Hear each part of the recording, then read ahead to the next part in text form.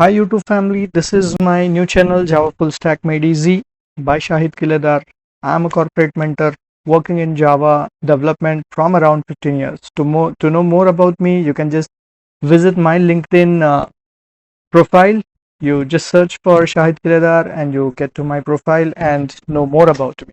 Without wasting much of the time, let's just directly dive into the course contents and what we are going to learn in this Java full stack development. So this is actually a Java full stack development made easy by me, where I'll try to put everything into simple words, and also I'll try to uh, utilize whatever time we have in this series of videos and try to explain everything to you in details. So let's get started. The very first thing that we will be talking about is what for an application is required and what are we going to develop in this tutorial. So very first and foremost thing, if you go to any of the website, let's take an example of Flipkart or Amazon or any of the website. Okay, so let's take an example of Flipkart, and in Flipkart what I'm exactly trying to do is I'm trying to search or purchase something. Maybe I want to purchase men's shoe, and I type in men's shoes and then I hit enter. So when I try and hit enter, I get this men's shoes, and what I can also do is I can filter this out based on the prices and whether uh, I want to sort it in ascending order or descending order. All that filters are available to me. But basically what happens is this is how usually a user interacts with any of the application that you are developing. So the main goal of application development is to make the life of end user easy, but this is not how this is not very easy at as it looks like. So it requires a lot of software engineering behind this. So let us understand this simple example in terms of technology, and this series of videos is specially created for freshers or people who are aware about Java technology. At least you should be aware about the basics of Java technology, although I'll be starting it right from the scratch. But if you know uh, basic details like the variables, the data types, the loops and the classes, that will be an added advantage for you. There is no prerequisite like you should be knowing C, C++ or Java. If you know it, then that is well and good, and that will actually help you learn more in here. So let me just go back to the topic that I was discussing. So I showed you an example of Flipkart and I searched men's shoes there, and I get this result where I can purchase the men's shoes. So to make the end goal for the application development, as I told you, is to make the life of the end user easy. And now let's go back to the technical thing which is happening here. So basically all the details about the men's shoes are stored into something called as the database. A database is a collection of logically related information. So all the information is stored into the database, right? So this will be a better option for us.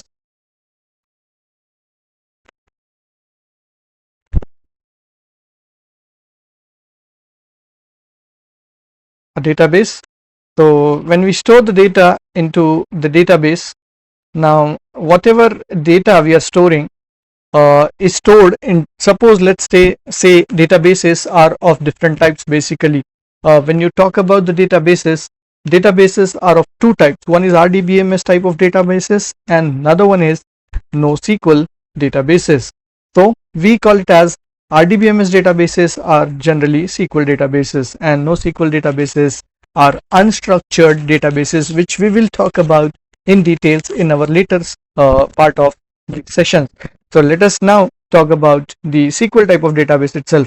Now when any information is stored into a database, we need to communicate with the database to get to know the information. For example, like I showed you in the example of Flipkart here, I was searching for men's shoes and I'm getting this result as men's shoes here. So it's not that easy for you to do that in a database, because the database understands, RDBMS databases understand SQL language, that is structured query language. And if I want to search for shoes present into my database, what exactly I need to do? So what I basically need to do is I need to write the queries, and the query for retrieving shoes from the database goes like this.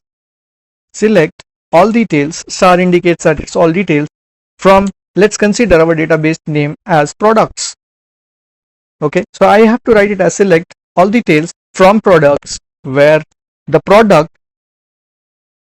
type equals to men's shoes. Okay, and there are a lot more things which will be involved here, like for an example, if I say the product type is equal to men's shoes, I'll able to find out the men's shoes only if the user has written men's shoe. User might write it as men's shoe. If you see this flip card here, so even if a user types it as men's shoe, so I'll still get the result. Okay, and if suppose a user does not give a space and still searches for the men's shoes, he will get that as well, right? So but in SQL, again, as of now we are not going into much details about the SQL, but as I told you, this tutorial is basically targeted for those people who have at least a basic knowledge about the technologies. We are definitely going to learn about SQL in details in the later parts of the session, but if you have the knowledge, that is well and good. What I can say is this tutorial is basically targeted for engineering students who are into their second, third, or final year, or maybe for those who have already completed their engineering. So that's what my targeted audience is. So here, just by writing this particular query, it will not be enough because it will not consider that space. So a lot of things should be written. Instead of writing it as product type equals to, I have to use it as product like men's shoes. So that will actually take a product like men's shoes. So it means that it can be men's shoes or anything starting before that, anything starting after that. So it can be men's shoe or men's shoes or men's shoes, anything like that. So yeah, so the main purpose of me giving you this example is that it's not that easy to search for the shoes into the database using SQL.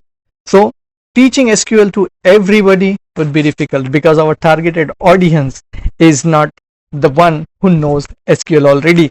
If suppose instead of giving you this text box and everything, if I give you, or if I tell you to search for the men's shoes by typing in this particular SQL query, most of you would not be able to type the query. Even if you are able to type the query, you should still be knowing the table names, the column names, and the syntax. If anything goes wrong, obviously you're going to get an error. So we cannot go ahead and teach everybody about SQL. So our main goal is to create applications in a way where a normal user can even interact with the applications, and we can make business out of it. All right. So keeping that in mind, the main goal is to make the life of end user easy.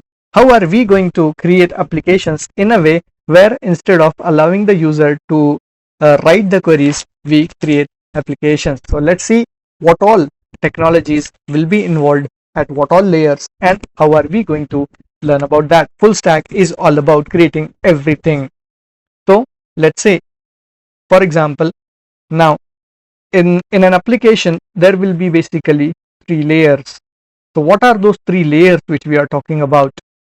So this layer, the last layer, let us consider that as the database. Okay, and then if you see this application itself, the user is able to see this text box, and then there is a button out there, and even the result is presented to the user in a graphical way. So an interface through which a user interacts, we will call it as user interface, UI. So UI will be required for us, database will be required for us, and then obviously the business logic will be required for us. The business logic in the sense, if somebody clicks on the shoes, they add it to the cart, and then they do checkout, and when they are checking it out, they have to pay certain amount and then buy those items from us. That's the business logic that we are using. So these are the 3 layers which will make up an application, and a developer who knows all this technology is called as a full stack developer. And let us see each of this layer contains what all technologies. and what all technologies in fact we are going to learn into this session. There are a lot of technologies available in the market, but I'll be putting up only those technology which we are going to learn in this Java full stack made easy. So first of all, for communication, that is for user interactivity, we are going to learn about HTML, that is hypertext markup language used to design web pages. And to enhance the look and feel of this, to style this HTML, we use cascading style sheets. And to make our life easy by implementing a framework for HTML and CSS, we will be using Bootstrap, so that we can create responsive web pages, and also in less development time we can create more. Similarly, after this, to bring in life to our web pages, we are going to make use of JavaScript.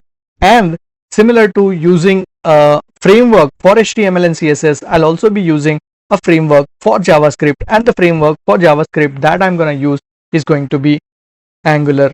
Okay, so these are the 5 technologies at the UI side which we are going to talk about into this series of session.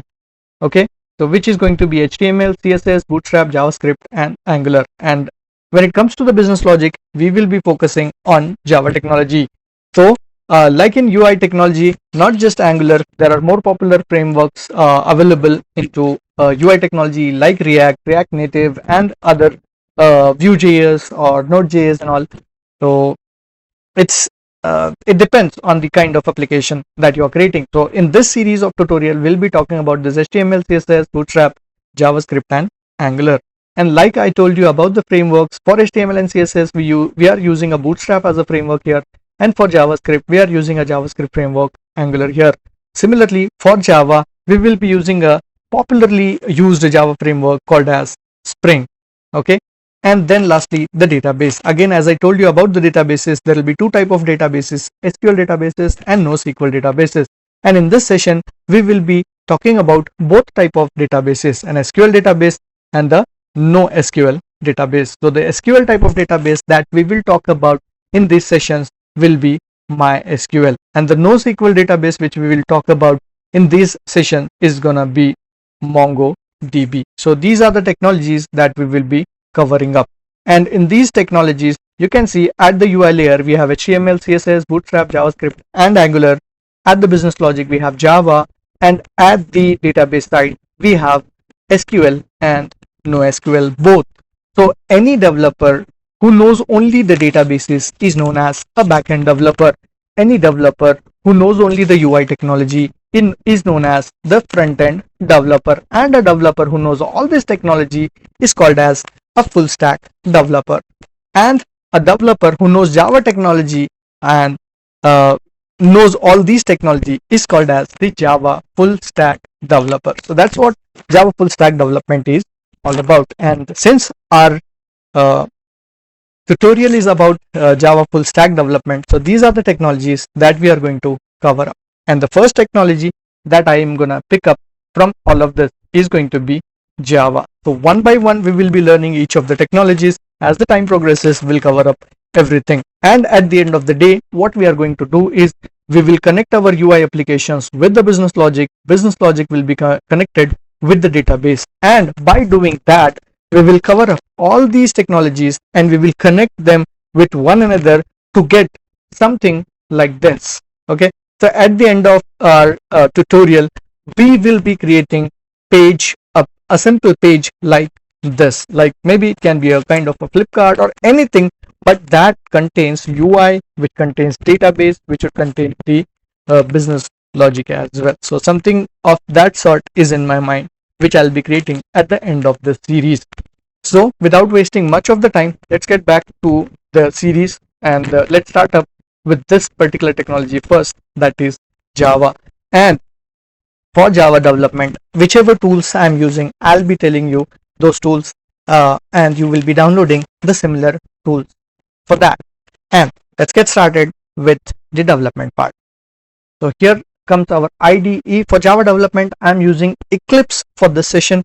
You can use, you're not restricted to use Eclipse itself. You can use any IDE that you are familiar with. You can use IntelliJ if you want to use if you want to use Eclipse, it will be well and good, because I'll be using Eclipse, and if you use Eclipse at the time, at the same time, will be there on the same page.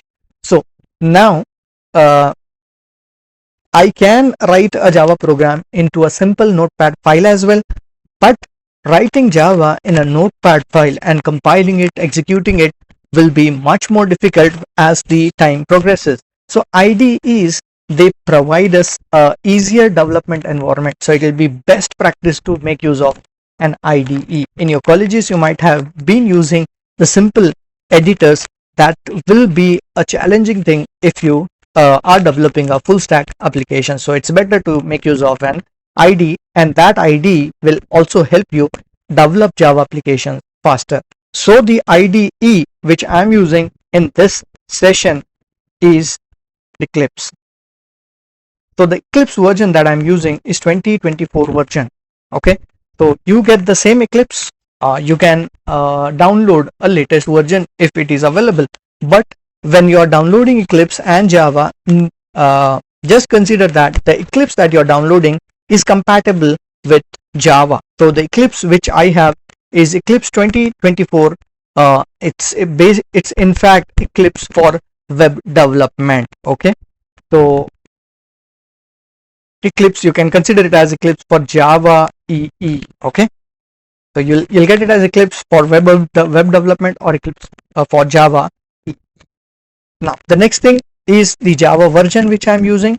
So in this series of tutorials, the Java version which I have downloaded is Java 21. You can also see that whichever Java software which I am using, you can see it here. So if you go to the program files, you'll find out which of the Java version I'm using. So you can see that I'm using a JDK 21 for this. So Eclipse 2024 and the JDK 21 is what I'm using for this series of tutorial. All right. So if again, in my case, the operating system that I'm using is a 64-bit operating system. That is why you will see that I have program files and program files x86. If you're using a 32-bit operating system, in that case you'll only have program files. Fine. So I have downloaded JDK, which is there in just program files, indicating that it's a 64-bit JDK that I'm using. So let's go back to our IDE. Now you might see that in the left hand side I already have a create Java project link available for me, but when you start Eclipse for the first time, you might not see this. The reason for that is, since I have already tested a couple of Java projects into this IDE, it is showing me this shortcut called as create a Java project, else you will not see it over here. If you see it here, well and good. If not, just go to the file and click on new. Then you will not even see that Java project being displayed here. They can go to this here other, and then from there you can search for Java project. You can even type in Java and you'll see Java project there. So once you create the Java project for once, you will start seeing this link over there. So I'll say Java project, and then I'll give the project name here. So the very first project name which I'm going to give it as Java full stack made easy. Okay, and you can also notice that the JDK that I'm using is JDK 21. So I've given a project name, and I've just selected this JDK. I can just hit finish on this, or I can go for next and then select the other options. So as for now, nothing is required, and I will just uncheck this create module info.java because I'll not be needing that as for now. Okay, so let's just finish this and get our project ready. So our first Java project is created. I expand this project, you will see there's nothing at all except this Java runtime environment, and this Java runtime environment is required for our Java program to be running there. Now what is there in this JRE? Basically, as a simple Java developer, if you have learned Java before, you might know that Java contains things like string and string buffer, string builder. These are the built-in classes available in Java. So as the time progresses, you will know more about it. So as for now, just know that Java contains a built-in class called as string. So since it is a class string, you will find those classes which are pre-created into this JDK. So you might basically consider it as it contains the supporting files. If I expand this, and if I expand an rt.jar, which will contain your basic details about it, so you can see that there are so many things available here, right? So this is the relevant files that we will be using for our Java project. All right, so that library is available with us. So as for now, will not be focusing much on these libraries and everything. So once our application gets created, we'll understand what exactly these libraries contains and from where we are getting those files. So let's just first create our new class. So since Java is an object oriented programming, we create classes and objects there. If you are completely new to Java object oriented programming, I encourage you to uh, know more details about object oriented programming, what exactly is object oriented programming, and how object oriented programming helps us develop the application. So as for now, you consider that object oriented programming is something which is related to real life objects. So here in this case, I'm going to create a new class. A class, for now, you just consider as a class is a blueprint, it's a plan, okay, and an object is an instance of a class. So let's create a class, and I'll be giving a name for this class. So let's name this class as demo1. Okay, you can give any class name. As for Java naming convention, we have to follow certain set of rules to name a class. To name a class, it should be a valid identifier. We will talk about what exactly is a valid identifier, what is not a valid identifier when we talk about the identifier. But no, as for now, know that Java class names should be a valid identifier, and then a main method, if required, you can just check it here. Main method is an entry point of a program, so that is mandatory. If you forget to check this and just hit finish, you'll get a class created for you. And as I told you, an IDE helps you develop applications faster. So the advantage of using an IDE is that I forgot to check a main method there. So although I have forgot it, what I can do is I can simply type in main and hit control space, and I get this pop-up. So I want a main method, so I'll just hit enter, and after hitting the enter, you can see that it has automatically completed public static void main string arguments for me, right? So here is what that string arguments is created, and public static void main, everything is added for me. So this is the power of IDE. That's why we use IDEs. And in an IDE, if I write something which is wrong, so it automatically shows me that this is wrong, there is an error in here. Normal text pads like a notepad will not show us all this during the development time, or you can say while I am coding, it does not show me the error until and unless I compile a Java program. Fine. So this is my first Java program. I'm just gonna print hello world in this, and again I'm using the power of IDE. To print something in Java, you use system.out.println, but what I have typed here is sysout. Again, I hit control space and I hit enter, so I get system.out.println completed automatically. And here I'm just going to give it as hello world. So I save it, and here is the run button for this IDE to run your Java program. So basically, to run Java programs in outside the IDEs, we use Java C for compiling, Java for executing, right? So here we have a run button which will run our Java program. So let's just click on this and get the result of our first Java program, hello world. Alright, so that's how we write our first Java program. So one more important point here is whatever demos which I'll be typing in here, what I'll do is I'll give you all those demos in my GitLab. So what I have done is for this sessions I've created a special repository called as Java Full Stack Made Easy. So I'll be providing you the link for this, and every demo which I'll be writing, I'll be giving you the details about the code. You can find the code here, so you don't need to note down the codes. You just need to watch the videos and just go through with the tutorials instead of making notes of the code. Every single code that I write, I'm going to push it into my repository, and I'll be giving you the link for the repository so that you can refer to the code later. Alright, so coming back to this particular simple Java code that I have written, and let us focus on the things which are written into this. First of all, as I told you, a class is just a blueprint, a plan, and an object is the instance of a class. And in this example, if you notice that I have just written a main method. So as we say that main method is the entry point, the start point of a program.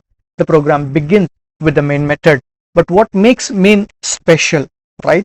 So is that public makes it special, or static makes it special, or void, or main? What is that which makes main special will be our next question.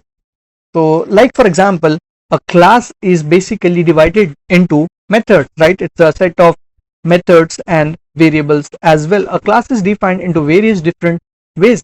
You can call a class as a blueprint. You can call a class as a user defined data type. You can call a class as a set of data members and member functions, or in simple words you can call it as a class is a set of methods and variables. So instead of going much into the details of the definitions, let us consider as for now a class as a blueprint, and it contains many functions. So as for now I have created only one function, which was main. Let me just create another function and show you that whether that function gets executed or not. So let's just create a function called as void display. Basically this function is not a static function. So once again I'll go for system.out.println and I'll just call it as display function.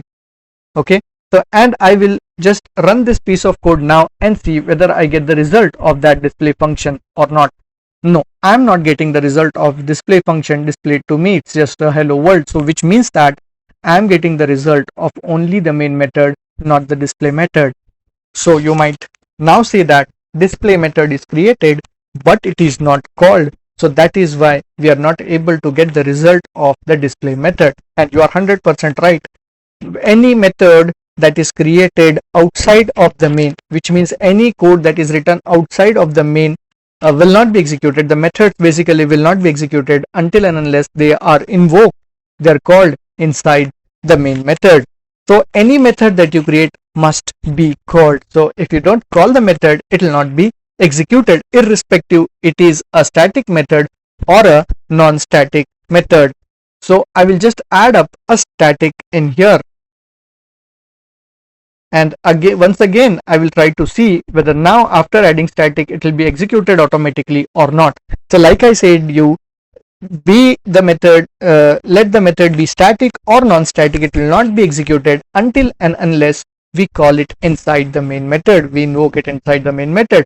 So let us now see how are we going to call this method inside the main method. So as for now I'll not make it static, so it's not about the static and non-static functions, it's just about a plain function. So let's talk about how do we call a normal function inside the main method.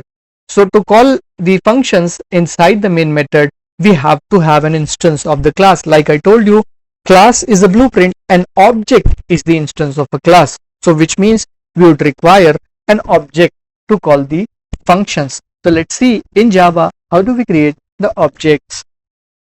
So to create an object, we have to give the class name first and then give the name of the instance. So in this example I'm giving it as D1. I can give any instance name, but Java says that the best naming practice for an object is same as the class name with a small case character here, because if you create the object of a cat as C and then calculator as C, you will not be able to understand. First of all, it will not accept two objects with the same name, and if you give it as C1 and C2, that time you will be confused. C1 is for cat or C1 is for calculator, right?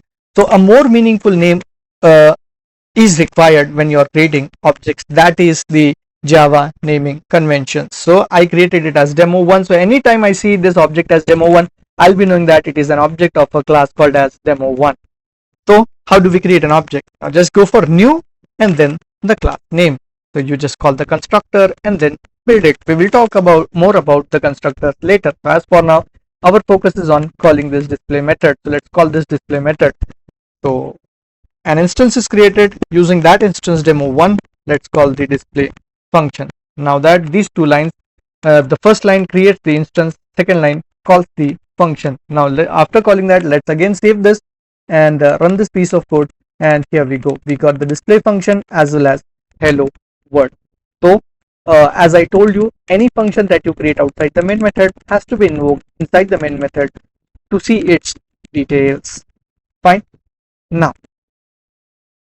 we have returned this particular function just to know that the functions has to be called inside the main method to be executed, but main method we are not calling it, right? So it is directly called. Now the question comes up into our mind is how main function is called automatically, right? And what makes main special was our question when we were writing this main method. Is it public, is it static, is it void, or is it main? That makes main special. So what I will do is I'll create another function which would look exactly same like a main method, and I will test whether what is that which makes main special. So obviously we cannot have two functions with the same name with the same signature. So I'm gonna change the name from main to let's call it as my main. Okay, and I'll keep string arguments and everything as it is. And in this case, instead of printing a hello world, I'll just print it as hello world. This is my main. Okay, so you can now notice that the main method which I have created now and the main method which I have created previously looks exactly the same except the name. Okay, so rest all is same, right? That is also public static void. This is also public static void. This also takes a string argument and this also takes a string argument. So let us now see whether we get the result of this hello world, this is my main, or not. So when I run this piece of code after saving it, you will not see this result. You will not see the result until and unless again I call this my main inside the main function. So now by running this, we got to know one more point is that it is only this main makes the main method special, right? Rest all thing is same. So except that name main. Now is main a keyword, or say is main a reserved word? Now what are the keywords? Keywords, they have special meanings. Like for example, here public has a special meaning in Java. Class has a special meaning in Java. Void has a special meaning in Java. Static also has special meaning. So any word, any reserved words, keywords, they have special meanings. So now let us see whether main is a keyword or not. So the first thing is main is a name of a method, so it should not be a keyword. Like I told you in the beginning, when I was creating a class, we have to follow the Java valid identifier rules. So what is an identifier? So let's talk about that, and then let's also learn the rules of identifier. I'll go here to my notepad and understand what exactly is an identifier and what are the rules for that. An identifier is a name given to class, method, or a variable. Okay, that is an identifier. So be it the name of a class or a method or a variable. As for now, we have not created any variable here. You can consider these arguments as a variable, but in later sessions we'll create more variables. So any name given to a class, method, or variable is called as an identifier. Now talking about the identifier, it has certain rules associated with it. What are the rules for a valid identifier? Identifiers cannot start with a number. So when I say it cannot start with a number, it means that it can contain number, but it cannot start with a number. Let's go ahead and test whether it is possible or not. So you can see that this identifier demo1 contains a number, right? This display does not contain a number. If I add a number, it's fine. But if I add the number at the beginning, you can see that it is a invalid identifier because identifiers cannot start with a number. It can contain a number. Now when I put a number 1 here, you are getting the error here. That is because the function name is display1 and we are giving it as display. If I make it display1, it will all be fine. So identifiers can contain numbers, but the identifiers cannot start with a number. So that is rule number 1. So now the next thing is rule number 2, cannot contain blank space. So identifiers cannot contain blank space. Like this display which I have written, I cannot write it as di space sp. So you can see that there's an error popping up here, which means identifiers cannot contain blank space. Now rule number 3 for an identifier is cannot contain special symbols. So except the dollar and underscore. Most of the programming just allows underscore. Java allows dollar as well as underscore. So let's see now whether other special characters are allowed in a identifier or not. So this is display. I'm going to just add at the rate here. So it gives me an error saying that it's an invalid identifier. I'll try to add a dollar here. So dollar is valid. If you're getting an error here, don't worry about it because the function name is different and we are calling it a different function name. That's why it is giving us an error. If I put a dollar here also, the error will be gone. So which basically means that a dollar is a valid sign in an identifier. Let's also test that whether it can start with a dollar. Yes, it can also start with a dollar. It does. This line does not give me any error when I'm starting it with a dollar. If I start it with an underscore also, it's still fine. So there are only two special characters that are allowed in a identifier. If I give any identifier, if I give any special symbol in an identifier, it will be invalid, be it at the beginning or anywhere in between. We cannot have a special character into an identifier except the dollar and the underscore. And the last rule for naming an identifier, which is nothing but a name given to a class, method or a variable, is cannot be a keyword. So it cannot be a reserved word, it cannot be a keyword.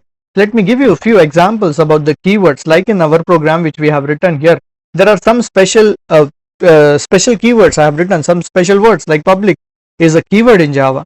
Similarly, private is a keyword in Java, and class is a keyword in Java, and the int is a keyword in Java, float is a keyword in Java. So these are the reserved words. You cannot have an identifier with these names. Okay, so this list of keywords does not include main in there. Now what is this main? Main is an identifier because it's a name given to the method, right? So it cannot be a keyword. Now if I start this with a number, it's invalid, right? So it's an identifier. If I start it with any special symbol, it will be invalid because it's an identifier. It has to be a valid identifier. So main is an identifier. If we say main is an identifier, it cannot be a keyword because identifiers cannot be keywords. That's the rule which we are talking about here. So in these two methods, it was only main which was causing this method to be executed first, right? So how did they make main as special? First thing is they cannot call it as a keyword. See, if I write something like int x is equal to 10, this is valid. X is an identifier, it's the name of a variable, it's a valid identifier. If suppose I write a keyword here like int public is equal to 10, it is invalid because public is a keyword, it cannot be an identifier. If I write something like int main is equal to 10, it is valid because main is not a keyword. So this line and this two line proves that main is not a keyword, it's an identifier. So now the question which I raised, if main is not a keyword, how does my compiler understand that it's a special method and it has to be called right at the beginning? So let us get to know the answer for that. The answer for that is main is not a keyword, but main is the primary thread. Now what do we mean by a primary thread? A thread is an execution path of a program. Okay, you can note these down. These points you can just note it down, as I cannot write every single point which I am talking about in the video. Okay, so main is the execution path of a program and main is the primary thread of a program. Okay, so I'll just highlight it like it's a primary thread. Thread is what?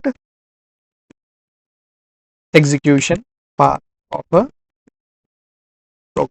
So that's what it is. Now just saying that main is a thread and primary thread and execution path of a program is not enough. I should prove you that main is basically a primary thread and execution path of a program. Before I prove you that, I'll just put this demo2 in this class, this code into my repository, so that if I make any changes later, you have this in there. Okay, so and that's it. I committed that. I'll go back to my day1 repository and I'll add a new file. Okay, I'll name it as demo2, although the class name is just demo1. If you're creating another file for this, you change the class name and then work with that. Okay, so I'll just commit this, just call it as create demo2. So two files I have, demo1 and demo. Now from this particular program, what I'm going to do is, as for now, I don't need this display method, so I'll just remove that display method, just have the comparison of these two. So now I was talking about main is the primary thread, and I have to prove that it is a primary thread. So how do we do that? So now, to get to know the in Java, there are two ways of creating threads. Now what are the two ways of creating threads in Java? Two ways of creating, and any thread that you create in Java by using these two ways is a child thread. A primary thread, a parent thread is already available, that is main. So our primary thread is main method, that is the primary thread, and any thread that you create is going to be a child thread. Now child threads can be created in Java by using two things. One is the thread class, another one is the runnable interface. But in this example, if you see, I'm neither using a thread class nor I'm using a runnable interface. So which means that I don't have any child thread in this particular program, but there is one primary thread already available in this program, which I am calling it as main method. So let us see, how can I prove you that main method is the main thread. So as for now, we don't have any child thread created by us. There is a pre-created thread called as main available in this program, and to prove you that, I'm going to make use of a method, a class first of all, thread, which is built in, already created in Java, thread dot current thread dot get name, right? So what this method does is, it gets the name of currently running thread. So since I have not created any thread, there's only one thread available in this program, which is main.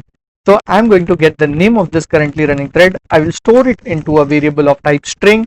Let's call it as name is equal to. So this name now contains the current thread name, and I'm going to print that itself.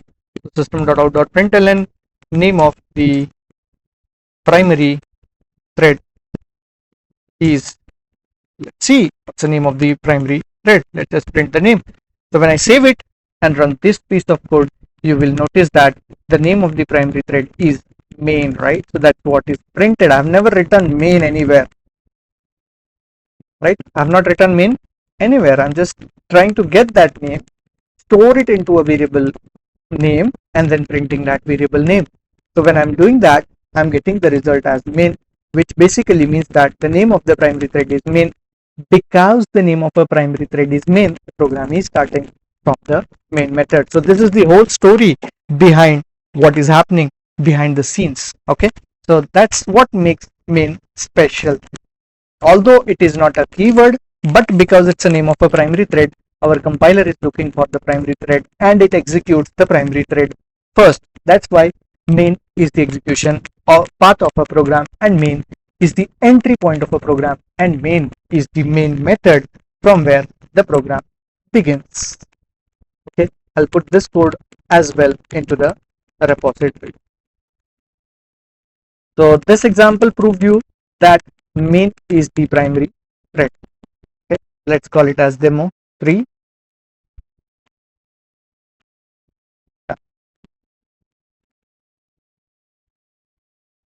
All right, so what I believe is that is it for the first session of this video, and in our next series of tutorials we will talk a lot more about the things that I have written in here.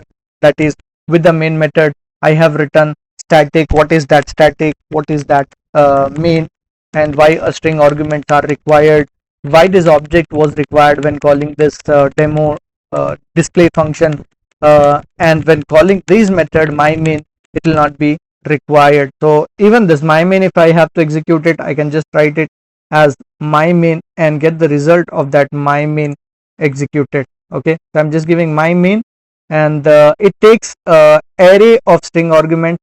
So I'll be passing an array of string argument there just to uh, satisfy the syntax for that. Okay, so as for now we already have an array of this as string argument, so we'll just pass that and try to run this. So you can see that's hello world, this is my main, so which is what I'm getting it here. And for this particular method I'm not using an object reference. So in our next tutorial we will be seeing why the object reference is not required for static methods and why an object reference will be required for non-static method. So if you like this series, you do like this video and subscribe to my channel and help me create more such content. To know more about me, you can go to my LinkedIn profile. You can connect with me on my LinkedIn profile. You can just simply search for my profile, and you can connect me over here. All right, so that's my time. See you in the next video.